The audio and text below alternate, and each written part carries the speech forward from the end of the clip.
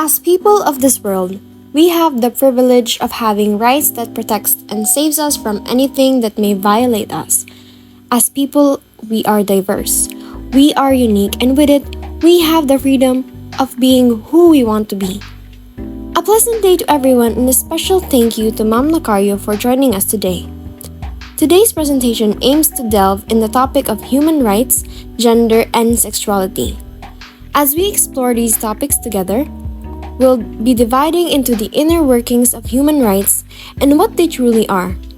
We'll also be embarking on the history and the laws of sexuality and gender.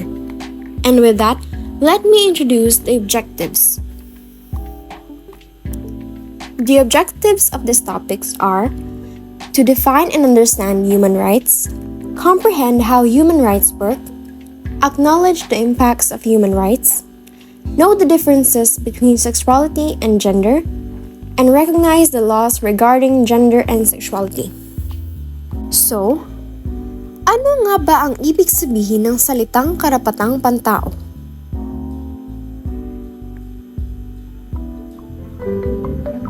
Ang karapatan ay isang bagay na dapat matamasa ng isang tao dahil itinakda ito ng batas o dahil ito ang sadyang dapat niyang matamo. Dapat nating alamin at unawain ang ating mga karapatan dahil saligan ito ng maayos na pamumuhay. Mahalaga itong sangkap sa pagkakaroon ng maayos na ugnayan sa pagitan ng mga mamamayan at ng ating pamahalaan. Ang karapatang pantao ay mga karapatang likas sa lahat ng tao, kahit anuman ang lahi, kasarian, nasyonalidad, etnisidad, wika, relihiyon, o anumang iba pang katayuan. Kabilang sa mga karapatang pantao ay ang karapatan sa buhay at kalayaan, kalayaan mula sa pang-alipin at pagkakahirap, kalayaan sa opinyon at pagpapahayag, karapatan sa trabaho at edukasyon, at marami pa. Ang bawat isa ay may karapatan sa mga karapatang ito nang walang diskriminasyon. Walang sinuman, walang individual, walang gobyerno ang maaaring mag-alis ng ating mga karapatang pantao. Ang konsepto ng karapatang pantao. Ang konsepto ng karapatang pantao ay para maprotektahan ang mga tao mula sa karahasan, panliligalig at mga hindi makatarungan gawain at mga mahigpit na patakaran at naglilimita sa kalayaan ng tao sa paggawa ng mga hakbang. Nakakatulong din ito upang malaman ng mga tao ang kanilang mga limitasyon at masigurado na ang lahat ng tao ay pantay-pantay ang pagtrato sa kapwa. Ang mga karapatang pantao ay nagsisilbi ding daan upang matiyak ang mapayapa at matiwasay na pamumuhay ng lahat. Kung walang karapatang pantao, magkakaroon ng kaguluhan, kung saan maaring maapakan ng mga tao ang dignidad ng isa't isa, o kaya ay masama at hindi maayos ang pakikitungo at pagtrato nila sa kapwa.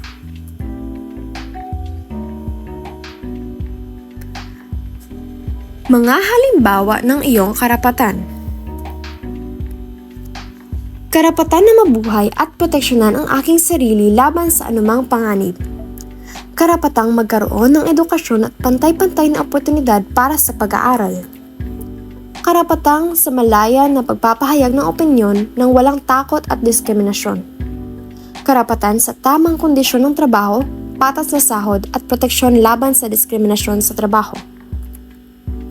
Karapatan sa pangangalaga sa kalusugan at makakamtang serbisyong pangkalusugan. Karapatan sa pagbuo at pagtataguyod ng masigla at maayos na pamilya.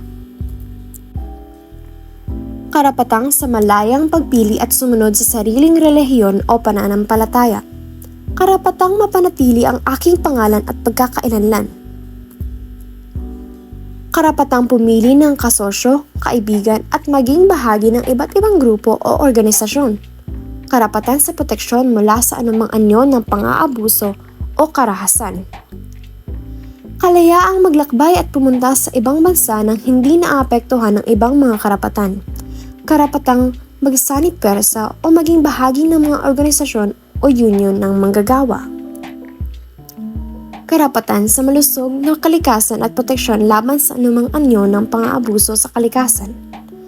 Karapatan sa maayos na pangangalaga mula sa pamahalaan sa mga pangangailangan ko, lalo na kung ako ay may kapansanan o walang kakayahan sa sarili.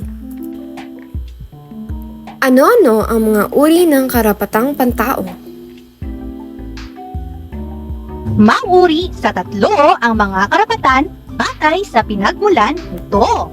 Ito ang karapatang likas, karapatang konstitusyonal, at karapatang itinakda ng batas.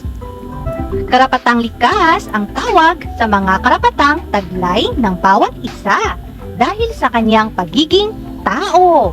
Hindi ito iginagawad ng pamahalaan o ng batas dahil ito ay nagmumula sa Diyos. Karapatang konstitusyonal naman ang tawag sa mga karapatang iginagawad at pinangangalagaan ng konstitusyon o saligang batas. Karapatang itinakda ng batas naman ang tawag sa mga karapatang iginagawad at pinangangalagaan ng mga partikular na batas o kasunduan. Narito pa ang ibang uri ng karapatan. Ang karapatang natural ay tumutukoy sa mga karapatan na itinuturing na likas o kaloob ng kalikasan at hindi kinakailangan ng tao o ng anumang institusyon upang maging mabisa. Ang karapatang sibil at politikal ay naglalarawan ng mga pangunahing kalayaan at proteksyon na may kaugnayan sa ugnayan ng tao, sa pamahalaan at sa kapwa nila. Ang karapatang pang-ekonomiya, panlipunan at kultural ay naglalaman ng mga prerogatiba at proteksyon na naglalayong mapanatili ang kabuhayan at kagalingan ng bawat individual sa isang lipunan. Ang karapatang karakter o personal ay tumutukoy sa mga individual na kalayaan na kaugnay sa kanilang sariling pagkakakilanlan at pagiging tao.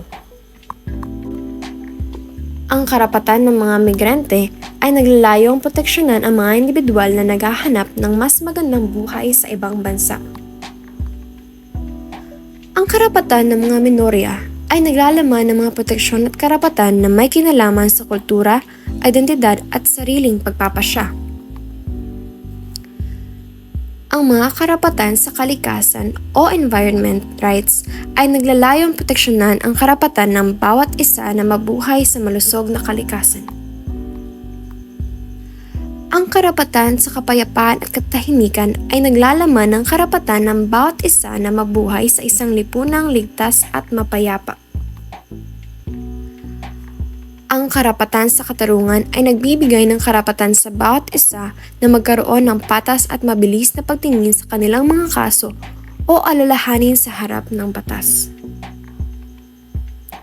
Ang kalayaan ng pag-iisip, konsensya at relihiyon ay nagsisilbing pundasyon ng isang lipunan na may respeto sa iba't ibang uri ng pananaw at nagbibigay daan sa malayang pagsusuri at pagsanib puwersa ng idea.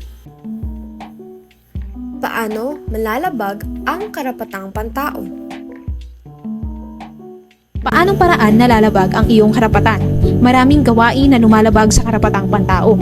Una sa mga paglabag ay ang kaso ng EJK sa ating bansa.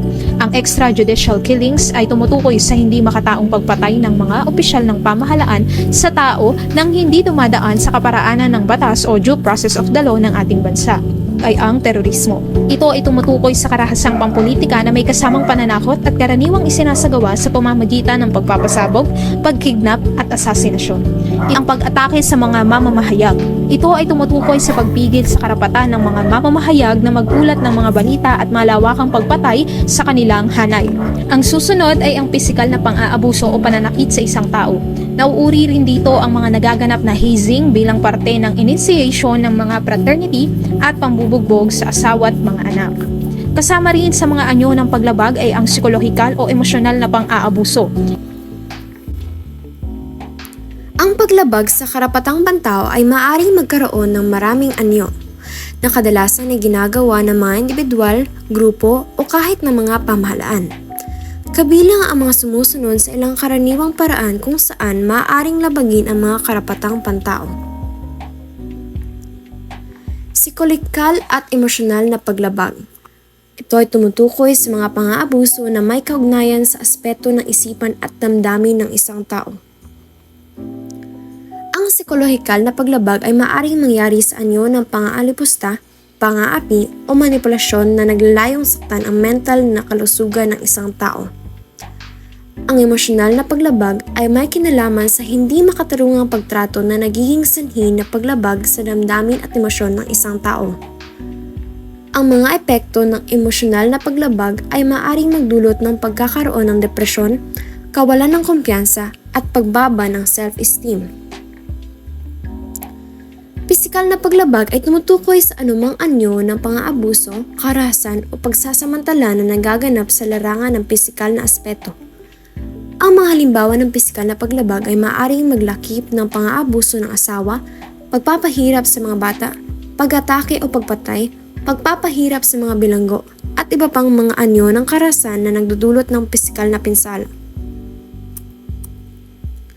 Estruktural o sistematikong paglabag ay tumutukoy sa mga uri ng paglabag sa karapatang pantao na nagmumula sa mismong estruktura o sistema ng lipunan, institusyon o pamahalaan. Paano mo mapapangalagaan ang mga karapatan mo at ng ibang tao? Maiintindihan mo ang iyong mga karapatan sa pamamagitan ng pag-alam sa mga ito.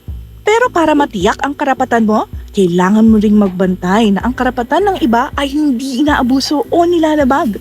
Manindigan ka para sa karapatan mo at karapatan ng iba. Dahil karapatang pantao ay para sa lahat.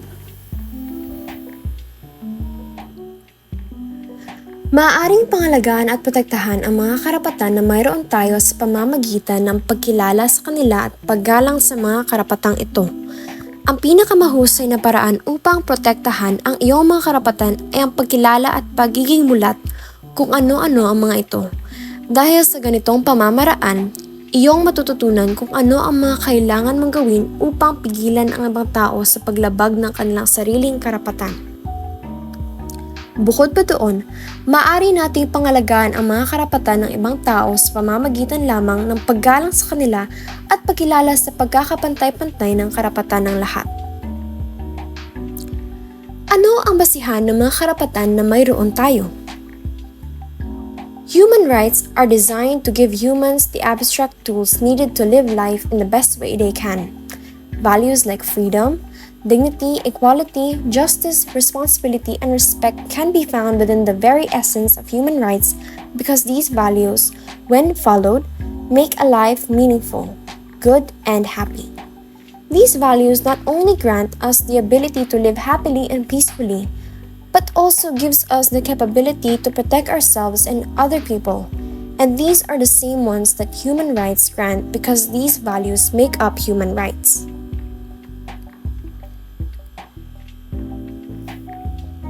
Ano-ano ang mga epekto ng paglabag sa karapatang pantao? The U.S. State Department released its annual global accounting of the state of human rights today. The report blasted Russia, China, Iran, and North Korea, specifically for being forces of instability. It also accused Syria's Bashar al-Assad of indiscriminate attacks on civilians, on hospitals, and of employing torture and using rape as a weapon of war.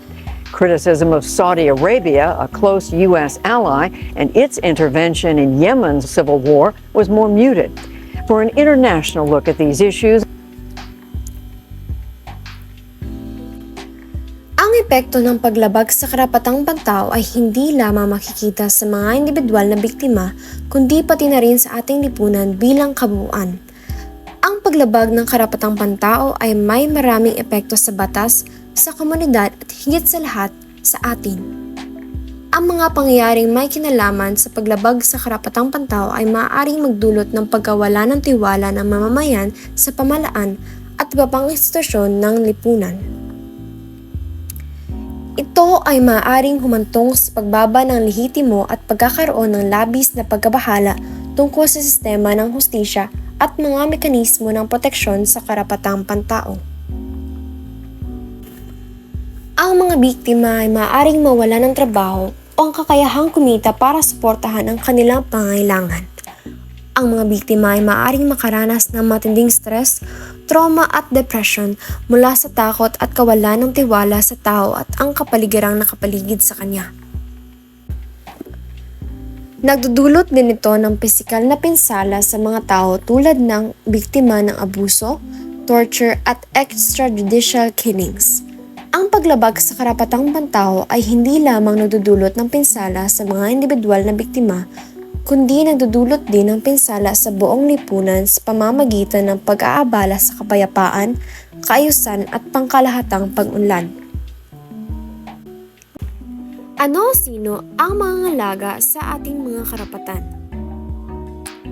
Ang pangangalaga at pagpapanatili ng ating mga karapatan ay responsibilidad ng mga institusyon at iba't ibang sektor ng lipunan. Ang pangunahing tungkulin ng pamahalaan ay proteksyonan at itaguyod ang karapatan ng kanilang mamamayan. Ang pamahalaan ay dapat magpasa at magpatupad ng mga batas at patakaran na ang layunin ay protektahan ang mga karapatang pantao. Kasama rito ang mga sangay ng pamahalaan tulad ng hukuman, pulisya at iba pang ahensya na may mandato sa pagpapatupad ng batas at pagprotekta sa karapatang pantao.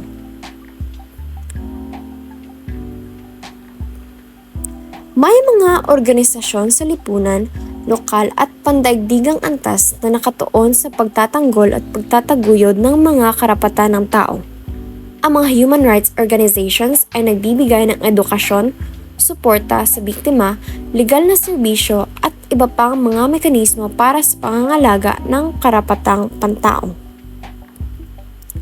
Ilan sa mga kilalang pandaigdigang organisasyon ay ang Amnesty International, Human Rights Watch, at International Federation for Human Rights. Lahat ng individual ay may pananagutan na igalang at ipagtanggol ang mga karapatan ng kanilang kapwa.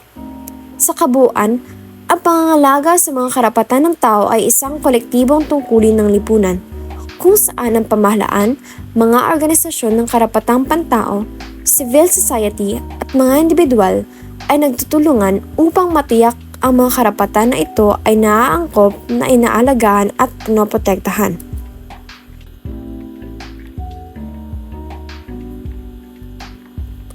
Paano ka makakatulong sa pangangalaga ng karapatang pantao? Maglaan ng oras upang bigyang pansin ang isang advokasya ng lubos na nauugnay sa iyo. Kung ito ay batay sa personal na karanasan, pagpapaliwanag ng isang pangyayari, kwento mula sa isang malapit na tao, mahalagang bahagi ang pagtataguyod sa mga komunidad sa buong mundo. Ang isang matapang na boses ay maaring mag-inspira sa iba na ibahagi ang kanilang mga kwento at suportahan ang karapatang pantao. Suportahan ang mga pandaigdigang layunin.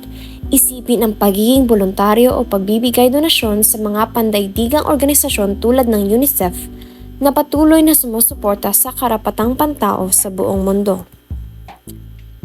Tumindig laban sa diskriminasyon.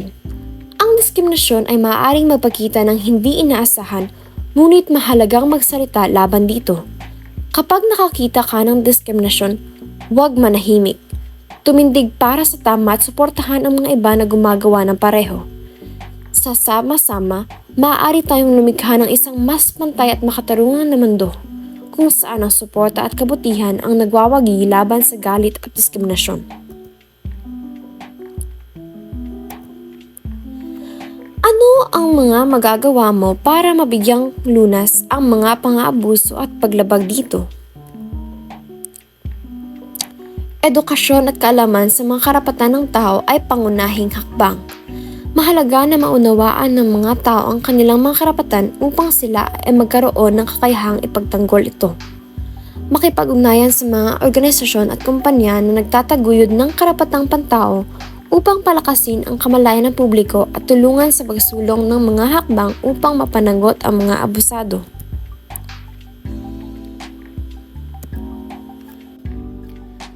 sumali sa mga protesta, rally at iba pang mga kilos protesta upang ipahayag ang pagtutol sa mga paglabag sa karapatang pantao at ipakita ang suporta sa mga biktima. Bakit kailangan nating maunawaan at pangalagaan ang ating mga karapatan? Ang pag-unawa sa ating mga karapatan ay nagbibigay daan sa pagpapahalaga sa ating kalayaan bilang individual. Ito ay naglalagay ng pansin sa karapatan ng bawat isa na mabuhay ng may dangal at respeto. Ang pangangalaga sa mga karapatan ay naglalayong magkaroon ng pantay-pantay na pagtrato sa lahat ng tao, anuman ang kasarian, relihiyon, katayuan sa lipunan o iba pang katangian. Ang pag-unawa at pangangalaga sa ating mga karapatan ay nagbibigay sa atin ng kakayahan na lumaban at magtaguyod laban sa anumang uri ng pang-aabuso at diskriminasyon. Paano nagbago ang nosyon sa kasarian at mga gender role? Sa kabuuang kasaysayan, ang mga tungkulin ng kasarian ay hinubog ng iba't ibang salik, kabilang ang mga impluwensya sa kultura at lipunan. Ang mga impluwensyang ito ay may malaking papel sa pagdidikta ng mga responsibilidad, pag-uugali at pagkakataong inaasahan ng mga individual batay sa kanilang kasarian. Ang pagsusuri sa mga kasaysayang konteksto ng mga tungkulin ng kasarian ay nagbibigay daan upang masubaybayan ang kanilang mga pinagmulan at maunawaan kung paano sila nagbago sa paglipas ng panahon.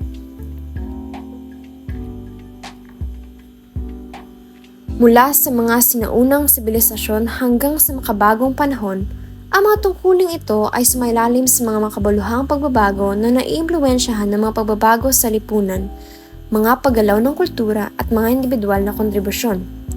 Ang mga kaugalian at tradisyon ng kultura ay gumaganap ng isang mahalagang papel sa paghubog ng pag-unlad ng papel ng kasarian, na ginagawang mahalaga na suriin kung paano nakikita at pinapalakas ng iba't ibang lipunan ang mga tungkuling ito.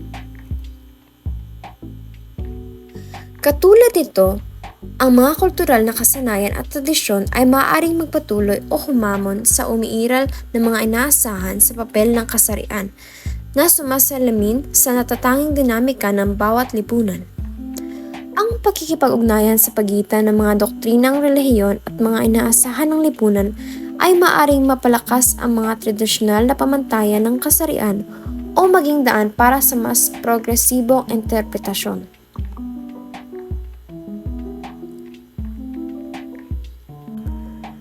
Ang globalisasyon at pagtaas ng palitan ng kultura ay nakaimpluwensya rin sa mga tungkulin ng kasarian. Habang naging higit na magkakaugnay ang mga lipunan, naghahalo ang mga ideya at halaga mula sa iba't ibang kultura na humahantong sa mga bagong pag-unawa sa kasarian at mga tungkuling nag-uugnay dito. Ang konsepto ng mga tungkulin ng kasarian ay masalimot at multifaceted. Ito ay hinuhubog ng kontekstong pangkasaysayan, mga pagbabago sa lipunan, mga impluwensya sa kultura at mga individual na kontribusyon. Ang pag-unawa sa ebolusyon ng mga tungkulin ng kasarian at ang magkakaibang impluwensya sa kultura at lipunan sa kanilang pag-unlad ay pahalaga para sa pagtataguyod ng pagiging inklusibo at pagkakapantay-pantay sa isang kontemporaryong lipunan. Ano-ano ang mga implikasyon nito sa pagbabago ng katayuang panlipunan ng isang individual? Nakaapekto ito sa personal identity. Ang pagbabago sa gender roles ay maaaring makaapekto sa personal na pagkakakilanlan ng isang tao.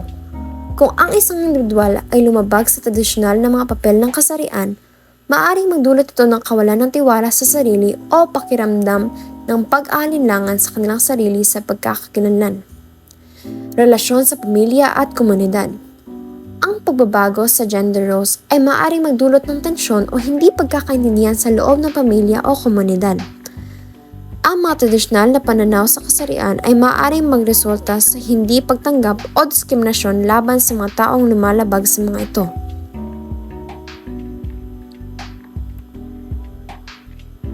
Edukasyon at karera. Ang gender roles ay maaaring magkaroon ng implikasyon sa mga oportunidad sa edukasyon at karera. Ang mga tradisyonal na pananaw sa kasarian ay maaaring magdulot ng limitadong pag-access sa edukasyon at trabaho para sa ilang individual batay lamang sa kanilang kasarian. Mental at emotional na kalusugan. Ang hindi pagtanggap sa sariling kasarian o ang paglabag sa tradisyonal na mga papel ng kasarian ay maaaring magdulot ng mga issues sa mental at emosyonal na kalusugan. Ang diskriminasyon at stigma ay maaaring magresulta sa pagkakaroon ng depression, anxiety at iba pang mga problema sa kalusugan. Pangkalahatang pagbabago sa lipunan. Ang pagbabago sa gender roles ay maaaring maging bahagi ng mas malawakang pagbabago sa lipunan tungo sa mas egalitarian at pantay-pantay na lipunan. Sa pamamagitan ng pagtanggap at pagrespeto sa mga individual, anuman ang kanilang kasarian, maaari itong magdulot ng positibong pagbabago sa buong lipunan.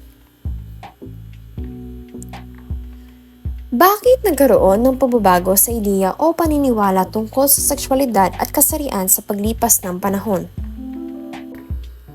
Ang mga saloobin ng lipunan tungo sa sexualidad at kasarian ay umunlad sa paglipas ng panahon dahil sa pagbabago ng mga pamantayan, halaga at pananaw sa kultura. Habang ang mga lipunan ay nagiging mas magkaisa at magkaugnay, kadalasan ay may higit na pagtanggap at pag-unawa sa iba't ibang mga pagpapahayag ng sexualidad at kasarian. Ang mga pagtuklas at pananaliksik sa siyensya ay hinamon ang mga tradisyonal na pag-unawa sa sexualidad at kasarian. Halimbawa, ang mga pag-aaral sa psikolohiya, biology at neuroscience ay na-highlight ang pagiging komplikado at pagkakaiba-iba ng sexualidad ng tao at pagkakakilanlan ng kasarian na humahantong sa higit pang mga nuance na pag-unawa. Ang mga pagsisikap ng mga aktivista, grupo ng advokasya at mga marginalized na komunidad ay may malaking papel sa paghamon sa mga kasanayan sa diskriminasyon at pagtataguyod ng pagkakaisa at pagkakapantay-pantay. Ang mga kilusan tulad ng mga paggalaw ng karapatan ng LGBTQIA+, ay nakatulong sa pagpapataas ng kamalayan at nagtaguyod ng mahigit na pagtanggap sa magkakaibang orientasyong sexual at pagkakakilanlang pangkasarian. Ang mga pagbabago sa mga batas at patakaran ay nagkambag din sa pagbabago ng mga saloobin ng lipunan tungo sa sexualidad at kasarian. Ang legal na pagkilala sa kasal ng parehong kasarian, mga batas laban sa diskriminasyon, at mga patakarang sumusuporta sa mga karapatan ng transgender ay nakatulong na lumikha ng higit pang inklusibong kapaligiran at hamunin ang mga kasanayan sa diskriminasyon. Ang pagtaas ng akses sa impormasyon at magkakaibang pananaw sa pamamagitan ng media at teknolohiya ay nagpadali din sa mga talakayan at kamalayan tungkol sa sexualidad at kasarian sa pamamagitan ng pagpapakita ng magkakaibang representasyon at salaysay. Ang bawat henerasyon ay may posibilidad na magkaroon ng sarili nitong mga pananaw at saloobin sa sexualidad at kasarian na naiimpluwensyahan ng kultural at panlipunang konsepto kung saan sila ay pinalaki. Ang mga nakababatang henerasyon sa partikular ay kadalasang may mas progresibong pananaw sa mga isyong ito kumpara sa mga nakatatandang henerasyon. Salik na nakaiimpluwensya sa diskriminasyon. Ito ay ang mga paaralan, pamilya at tahanan, ang media, mga organisasyong LGBT tulad ng UP Babaylan, Pro-Gay Philippines o Progressive Organization of Gays in the Philippines, Lagablab o Lesbian and Gay Legislative Advocacy Network, Colors o Coalition for the Liberation of the Reassigned Sex, STRAP o Society of Transsexual Women of the Philippines, LEAP o Lesbian Activism Project, at LADLAD o LADLAD LGBT Party. Ngayon, dapat bang bigyan ang bawat tao ng kalayaang makapili ng sexualidad? Pangatwiranan. It is the right to give every individual the freedom to choose their sexuality. There is no law that prohibits people to choose their sexuality because it is a basic human right. It is a fundamental human right that should be protected and respected in all societies. Freedom of expression includes the freedom to choose one's sexual orientation and gender identity. This means that individuals should have the right to live their lives and love the people they want to love, without fear of discrimination or persecution. Forcing individuals to conform to a sexual orientation or gender identity that is not their own can have bad effects on their health as well as lead to problems in the society such as depression, violence, and discrimination. Therefore, it's not right to impose any restrictions or discrimination based on sexuality, gender identity, or any other aspect of someone's personal life. Paano nagkakaiba ang kasarian sa sexualidad? Bagamat kung isasalin sa wikang Filipino ay parehong katumbas ng salitang kasarian, ang konsepto ng sex at gender ay magkaiba. Ang sex ay tumutukoy sa kasarian kung lalaki o babae, o male o female sa Ingles, samantalang ang gender naman ay masculine o feminine. Ayon sa World Health Organization, ang sex ay tumutukoy sa biological at physiological na katangian na nagtatakda ng pagkakaiba ng babae sa lalaki. Samantalang ang gender naman ay tumutukoy sa mga panlipunang gampanin, kilos at gawain na itinakda ng lipunan para sa mga babae at lalaki. Ang mga aspektong may kinalaman sa sex ay hindi mag-iiba paghambingin man ang mga lipunan, subalit sa aspekto ng gender, maaaring malaki ang pagkakaiba-iba ng mga lipunan. Halimbawa ng mga katangian ng sex ay ang mga babae ay nagkakaroon ng buwan ng dalaw, samantalang ang mga lalaki ay hindi. Ang mga lalaki ay may testicle, samantalang ang mga babae ay hindi nagtataglay nito. Halimbawa naman ng gender ay ang bansang Saudi Arabia lamang sa mga bansa sa mundo ang hindi nagpapahintulot sa kababaihan na magmaneho ng sasakyan. Karamihan sa mga nagpupulis ay mga lalaki.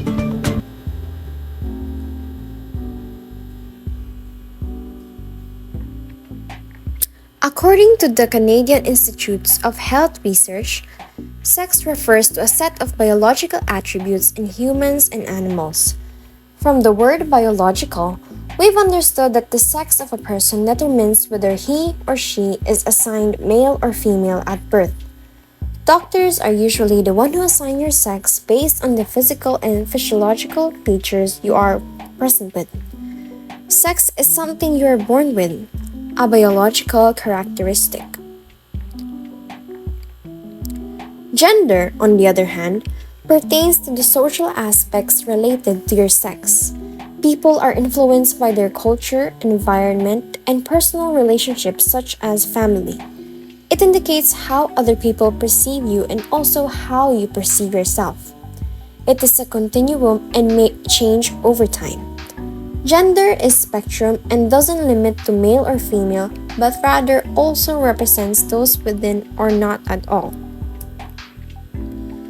Paano kaya natin mareresolba o matutugunan ang problema sa diskriminasyon sa kasarian? Magbigay ng edukasyon upang mapalaganap ang kaalaman tungkol sa karapatan ng mga taong LGBT at pati na rin sa mga pamantayan at tradisyon ng mga tao. Maraming individual sa ating lipunan ang walang kamalay-malay hinggil sa paksa. Marami rin ang hindi nakakaintindi o nakararanas na kahit na anong uri ng LGBT na karanasan. Uulitin ko, ang mga tao. Maraming individual sa ating lipunan ang walang kamalay-malay hinggil sa paksa. Marami rin ang hindi nakakaintindi o nakararanas na kahit na anong uri ng LGBT na karanasan. Ngayon, upang tapusin ang diskusyon na ito, narito ang panghuling katanungan. Ano sa tingin ninyo ang implikasyon ng LGBTQIA+ at diskriminasyon at karahasan sa modernong pamilyang Pilipino sa komunidad o lipunan at sa simbahan? Ang Pilipino na nabibilang sa LGBTQ ay nakararanas ng diskriminasyon at karahasan sa kanilang pamumuhay dulot ng lipunan. ang kanilang sexualidad at pagpapakita ng kasarian ay binabaliwala ng halos lahat ng mamayan at mga institusyon. Ano ang implikasyon nito? Ang mistulang bandera na inanasahan ng Pilipinong LGBTQIA+ ay ang Sexual Orientation and Gender Identity Expression Bill o mas kilala bilang SOGI Bill, isang batas na nag-isusulong ang karapatan ng mga individual na nabibilang sa gender identity at sexuality expression. Ipinagbabawal ng diskriminasyon sa kanila at ang pagtatag ng multa kung sino man ang lumabag dito. Ngunit, ang batas na ito ay tila hindi pinapansin ng lehislatura. Ang Pilipinas ay binubuo ng isang malaking Katoliko na pamayanan at labag sa doktrina nito ang pagtanggap sa higit pa sa dalawang kasarian, kung kaya't isang malaking kasalanan ang paggawa ng same-sex marriage, isa sa mga karapatan na isinusulong ng mga LGBT. Ang simbahang Katoliko ay isa sa mga hindi puro na tumatanggap sa kanila. That concludes the ending of our presentation. Thank you all for listening and have a good day.